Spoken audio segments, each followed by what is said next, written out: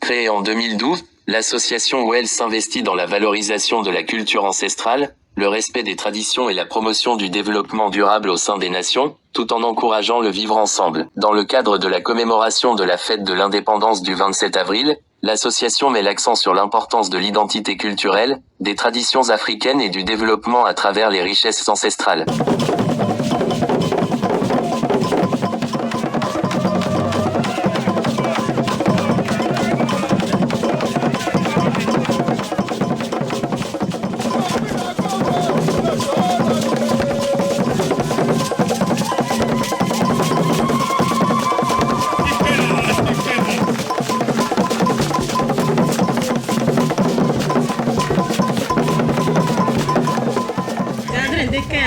Apa o gaki todi togbe le dona mi lo maman e fio e mia be mère mia be conseil o mia wezon ndeka ya association WELL ke gomele ni be nwe nkanti mi wa mia gon ndeka yo iba mia kompona miso la valorisation de l'identité culturelle et le développement mia be association a mi do 2012 et mi on adore so lo mi kaka so it non.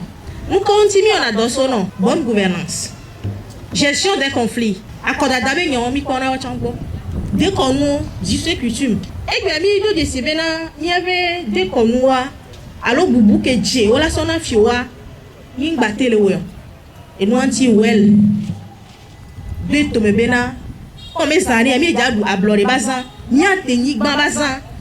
Yo mi pompo so le nya do bubu alors il y a d'autres ici, il y avait des communs, pour donner qu'il y avait des communs développement là, mais Une rencontre axée sur l'identité et le développement ce samedi 19 avril 2025, l'association WELL a rassemblé diverses personnalités dans la commune Golfe 5 autour du thème « L'identité culturelle, le respect des traditions, des us et coutumes, le développement d'une nation à travers son identité culturelle, la lutte contre l'incivisme, l'importance des documents d'état civil ». Parmi les intervenants, Togbi Seblé du quartier Avedji à Ounogblé, Madame Wodadje Sakele, Madame Ayele Kwevi, Monsieur Haïté et Monsieur le maire Kossi Aboka, maire de la commune Golfe 5, ont pris la parole tour à tour pour expliquer les enjeux et l'importance de ces thématiques au cœur du développement et de la préservation des valeurs culturelles.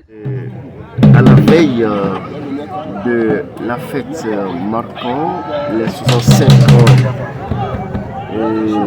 du Togo pour son section à l'indépendance nationale et puis sur le plan aussi international, nous sommes venus apporter des messages de civisme, de citoyenneté à nos compatriotes, à nos concitoyens. Notre pays, le Togo, est un pays commun. Du nord jusqu'au sud, de l'est à l'ouest, sans distinction aucune. Le Togo ne peut avancer dans l'unité nationale. C'est une valeur chère à nos amis qui se sont battus pour que le Togo soit maintenant un pays indépendant. L'unité doit nous guider tous les jours. Et c'est ça que nous allons voir. Aujourd'hui, avec la nouvelle vision mondiale, c'est-à-dire que la démocratie mal comprise, nous avons foulé au pied cette valeur chère qui est notre unité nationale. C'est pour cela qu'il est temps que nous parlions à la génération présente. Qu'on se souvienne de nos amis qui se sont battu pour notre pays. Pour que la génération présente cultive davantage cette valeur de l'unité nationale, les valeurs du civisme, de la citoyenneté. C'est des valeurs très chères. Nous devons avoir des responsables. Et cela vient à travers la citoyenneté et le civisme.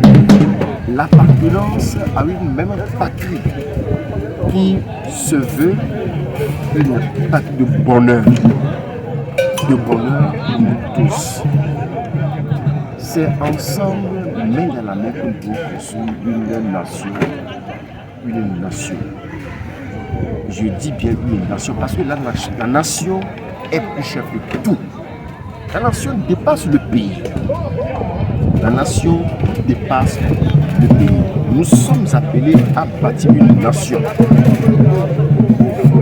Et ça ne peut se faire que dans l'unité nationale.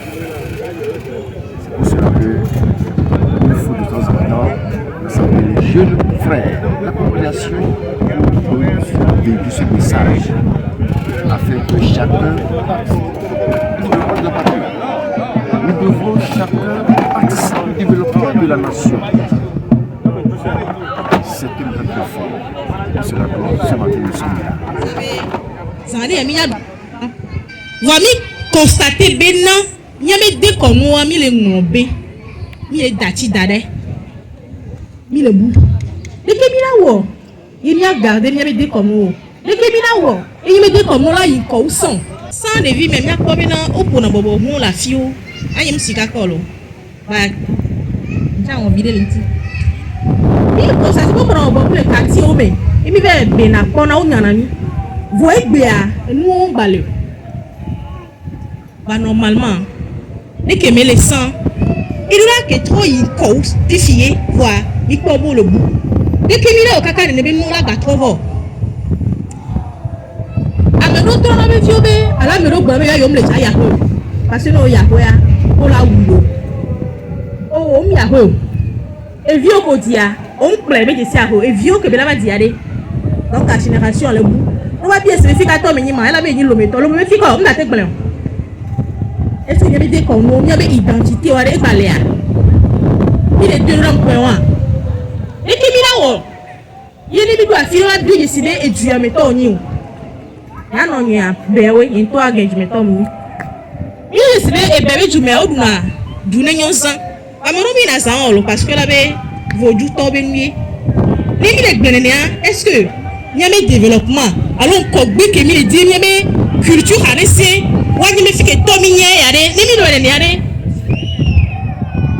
Mina ola do desi, ameke minya. Amedo, obe kotanko. Nya sakele yona nya. Wa medo no yonko ona wa, ala be aw. Yombe Cécile. Yombe Abigail. Est-ce yovo nya? Awde? No yonko kwa, ala nya me a etuya me tomi ni. Ame ato abalo, ebe awongo ebe abalo, no yebe Gaël, Yovo nia. Nko wa no le yana ola nyame fie to ni. Voa egbea amobe awo, yo ngale di. Ame bo ben ko Yovo ben ko le di. Le bien ben to me, to gbe glonya gbogbo de fijen. Ibe awo, yin gba da do afoko. Ya do Yovo ben tonton. No so, Yovo dare. Onya me bo so do ben noire. Est-ce la reconnaître fi que to nia? Là-bas, mais il y a voir. Agbaze il vole ti omi yovo ni. Afrique atonye. Oula davora bo, c'est que togbo wonene. Si bien que mia non nani, o doit avoir né. C'est une très bonne chose. Et c'est le cas de Afrique atonye. Voilà mi le sinamia be et nous ko a des fions fi que tomia mi le bout. Mi le bout. Amedoa, ou abe jube no pon kumena o sina hwade. No kwa kaya mea fi tomi. Allo, famille ameni. Amerobe a hon basina ebe vieux be voju be mi le bout amene le defi to mi le su patima le ma chugui manu ala be a o yem da we be voju to be nuye mi le yin kwalo mi le yin gbodo me mi a trop susu fi que to mi nya mi do ra de fion de Afrique Tommy. Il y a des choses qui ayez-vous à Afrique Tommy. Il y a des identités pas beau. Et bon, il y a trop assis sur une semaine encore. Les miens be comme les miens ba home. La fille c'est Afrique Mia. Il y a des filles, des filles Afrique Tommy.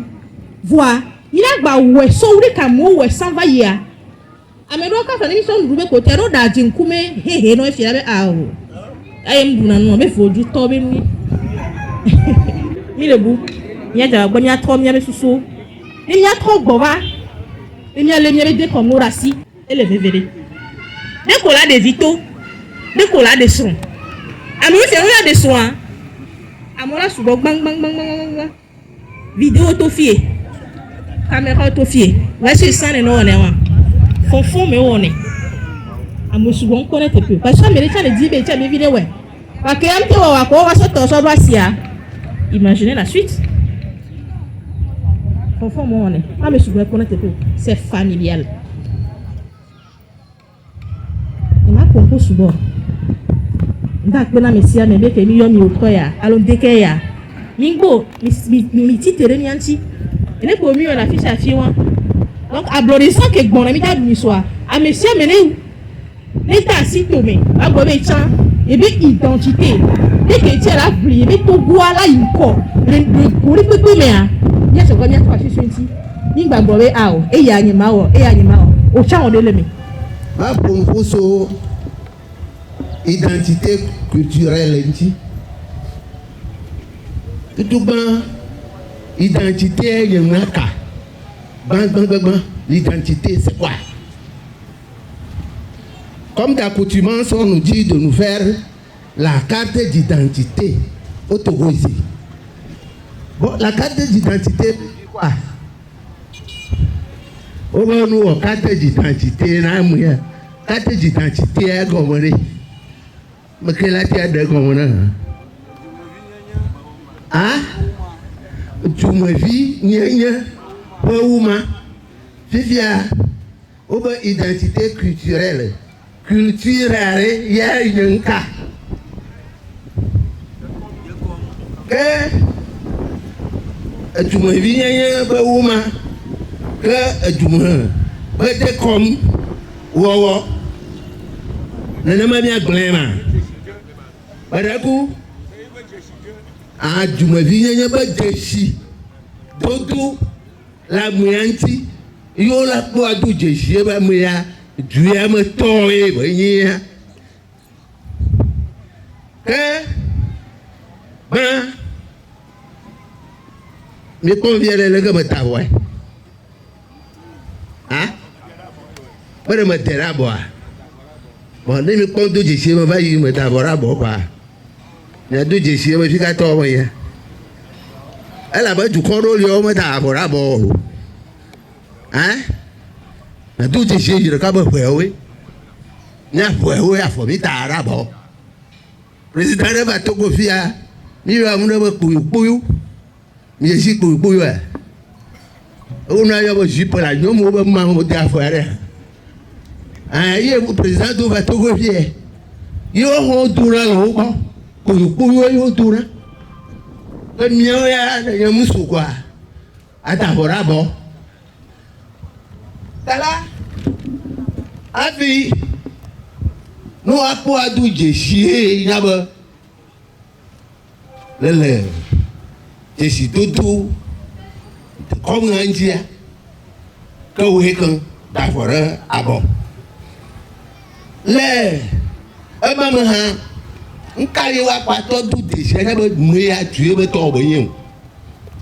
nos façons de parler. Le pays pour n'importe que le niam, il a mis le tout, le niam, l'indicanya d'officia. Ne dit combien de vieux mi là-bas. Et il y a mis là-bas money English, money English, good morning. English be pour le pouvoir quoi n'a que dit gagner quoi là-bas ndi gagner quoi là-bas ndi et ben pour gagner là-bas ndo et ben il autrement là-bas voilà Quelqu'un m'a fait un collabore fini. Quand auto gestionnaire pour aller Dieu me tourne à votre arabe. Peut-être auto gestion. Que que d'abord nos danses. Et quoi que il a tout vieil à nous. Et toi, il connaît que il pas fait tout cuire.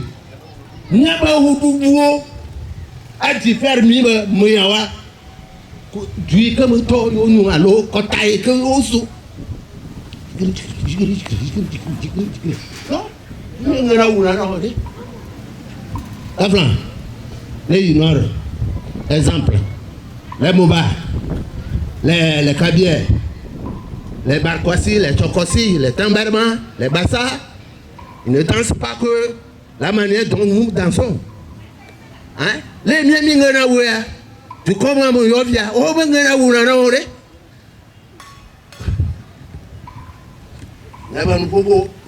Il n'est pas bon, le nyaba guela le kanyaba guela ka delle bu yo na ba tagana fo guela delle bu yo na ba tagana wenya ne hoto mu yo na ba tagana la ya akporo de vile le gbo mo vare me ya gba wuji to ba ya no me ya bi osori afunware owuna ni se mo ya afunware owuna. Comme quoi c'est ça, est-ce vieux et à carré le bon? N'y mais j'ai tout nourri. De bien m'avait pour nous voir.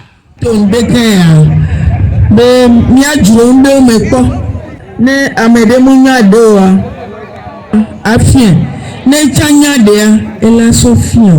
Egbe ade le kemile, mia be togo ado, mia to efio de kagbon fifia. Et yon nous vit. Tó gbọ́ bẹ́ àbúrò nígbà wọ́n ní abẹ́bí fẹ́mẹ̀sán kúrò rújì yé mọ́ná ó fífìá ẹjọ́ làṣì àmì òtún àpìlàwọ̀ àdóòrè ẹ̀kẹ́yìn àtàpẹ́ bí sẹ̀nsẹ̀ ewu nyɔnu vi kɔa àtàpẹ́ kò ple doa nyɔnu tsánà òde àtàpẹ́a òwúrọ̀ àdókòrè. Ekenye be seseku awujaviwo la nɔ tomene baba nɔ kaka limu unu nyuɛre imle yovode ewo nyɔnu si adedo ko fiɔ awuke nyetɔ yasime mplavɔ tó gbɔ be nyasrɔ̃ tsɔ o ɔngbadu na pe na miefia kuti gabɔlo avɔ to ne ɔplavɔ la simea. Asona tela laba kujime gobo de na wa nka be tonton le dume won avo ope otu awa do be abu e be nti gbewe e kanyi jime gobo e o ba so e kabia me ton de dodo no muni togo bi oni nu o mu sogbo awu ade ono te wa do fermenti Fulani onya Fulani wetona o ado fermenti ba mion pakpakpa avoke nyen temple tela la fianso assassin non on le logique avoke mo fla awuke dioma ye wa tona no vale chame siame la no bu ba meya ba so yi mi abe de kaje vi ogboa enyento mufo munusoda bi konkon de ka mudu akume tembale ya mudo pantalon vuvu mekewe dona pantalon vuvu kafa mi anovi ko lele tagbodo wawe dona vuvu ewu nto olesi Kulesia odo pantalon odo sabelenti nyatowa no jadawa ayi domea pantalon wa odea kan gbo la ba do pantalon o la do tricot odo 20 vide gun ye miato lena trikoa aso do 20 dia mebe ewo nusu apopu doku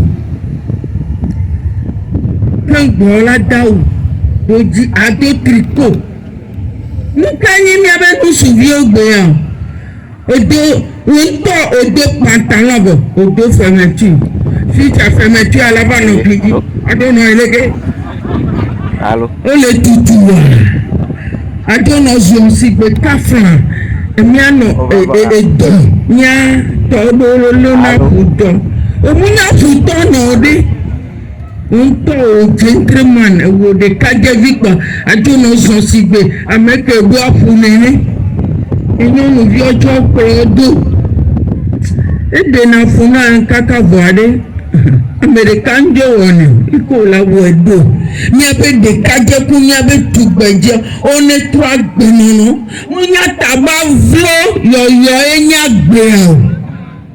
Aditaba your Munya Benuado, let me never to Niabe Duaro Summer, la jeunesse.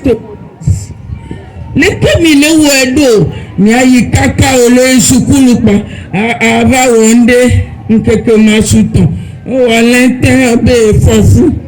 Alors, nous sommes obligés, mais là, son maman y'a vu Teki. Nous, bien, nous, ma son maman y'a vu Ore. Avoir de fouler vu. Un baba qui vient, sort la gratano. Beye noya, na baba antikundo, et foi blé chico. Besoin, Joko maman y'a vu Teki. Soto volé wan tiola na volé bien sauvé glacé Joja kwagba appelé pada de kaku vaseline kore mama ya biteki ne lepe mi agbe no edo kwa ne mama na mana yo papa na mana banyi o esuga won me efe na ya lo ne viole ikata sofu deva evi na kaka voa no va jide ye be va tozoji yo ye be oh kofi allo ayawa bi so gbava na ma funu akonu le vire be e cha edo ameme amele yesi ewo nyonu bi oyi tonji e fula si o omunya sara be nko no yi tonji pame anu ponu gbogbo o va vigigbe kaka va glorifier on va ver c'est le nom de la fille qui porte non nous vient et toi ben ko baba yo omunya de dia ben ko en so ben ko le ke mi awa ojiji gban ni so atamunya nyonu ben ko lo nyonu ben ko efion benemi divia ni anyonu ofifia edefu jiji gban wo va le defu nabe amedum so de lemu ye divia bo o ma le si o ma mi le si ngba ka o mo ma gbe anwedo zande ya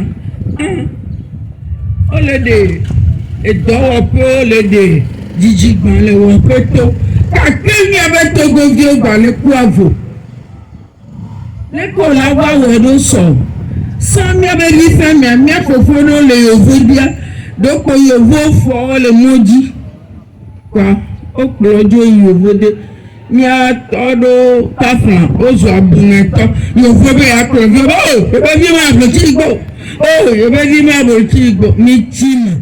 Le président de l'association WEL, Monsieur Jean Éclou, a insisté sur l'importance de cette journée de sensibilisation pour encourager une prise de conscience collective autour de la valorisation de l'identité culturelle et du développement. Il a également exprimé sa volonté de poursuivre cette campagne de sensibilisation dans les autres communes du Togo, afin d'élargir l'impact de cette initiative bénéfique à l'ensemble de la population. L'action menée par l'association WEL reflète un engagement fort pour préserver l'identité culturelle et encourager le développement dans le respect des traditions. Grâce à des échanges enrichissants et une mobilisation effective, cette initiative contribue à renforcer les valeurs de solidarité, d'unité et de responsabilité au sein de la société togolaise.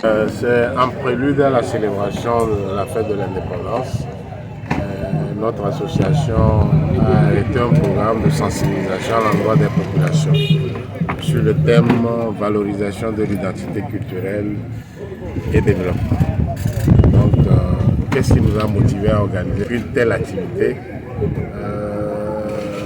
On a constaté, d'après les informations qui remontent de diverses communes qui nous parviennent au niveau de notre siège, c'est que les jeunes aujourd'hui ont tendance à oublier c'est quoi leur identité, c'est quoi même la fête de l'indépendance, quelle est sa signification, et quelle est la relation de proximité qui lie le citoyen congolais à cette célébration de la fête de l'indépendance. C'est ce qui nous a amené à réfléchir sur un tel thème pour pouvoir sensibiliser les populations là-dessus. Les chefs quartiers et chefs villages sont intervenus pour parler. Nous sommes dans la commune du Golfe 5 et les chefs quartiers et villages de la commune du Golfe 5 sont montés au créneau pour sensibiliser les jeunes sur l'identité à Plao. C'est quoi la culture à Plao? Quelle est la relation de tout natif ou bien ceux qui vivent sur le territoire à Plao doivent avoir vis-à-vis des us et coutumes de la communauté. Donc le message c'est simple, c'est d'amener ces jeunes à connaître davantage c'est quoi notre identité et ça passe par divers thèmes qui ont été développés. Celui tout à l'heure, quand on a posé la question aux jeunes, à savoir quel est l'arbre qui symbolise la culture à Plao, le territoire à Plao, vous avez vu vous-même, sur une trentaine de jeunes, la réponse n'était pas bonne. Il a fallu qu'on souffle à l'oreille de quelqu'un qui vienne dire que voilà, à Plao est symbolisé par l'arbre Clinty. Clinty, je ne saurais comment traduire ça en français, mais en tout cas, l'identité en termes d'arbre au niveau d'Aplao, ce qui représente Aplao, c'est Clinty. Et nous devons transmettre ces informations aux générations futures. Le constat est clair, c'est en perdition. Ce n'est pas mon ami Géraud qui va me démentir. C'est en perdition et que nous devons faire tout possible dans les autres communautés aussi à sensibiliser les jeunes sur c'est quoi l'identité. Oui, on va entamer une tournée dans les différentes communes du pays sur le même thème, sensibiliser les jeunes sur notre identité à nous et s'approprier la fête de l'indépendance.